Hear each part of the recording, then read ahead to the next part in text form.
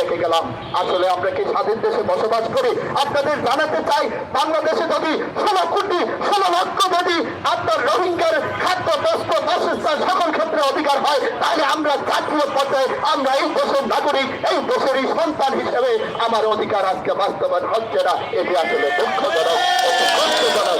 তাহলে আমরা কি রোহিঙ্গা, আমরা কি অন্য দেশে বসবাস করি না এই দেশের মানুষ? আপনাদের জানাতে চাই, আজকে আমাদের যে শিক্ষকরা এই মাঠে আন্দোলন করতেছে, আপনি একজনের শিক্ষাগত যোগ্যতা দেখলে মাথা নষ্ট।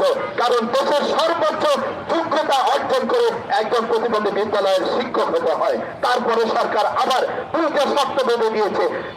একটি হলো বিএসএফ করতে হবে, ব্যাচেলার অফ স্পেশাল এডুকেশন, আর একটি বেঁধে দিয়েছে এমএসএফ, মাস্টার্স অফ স্পেশাল এডুকেশনের উপর। এতগুলো শর্ত যদি বেঁধে দিলেন, কেন আমাদের এমপিও স্বীকৃতি দিচ্ছেন না?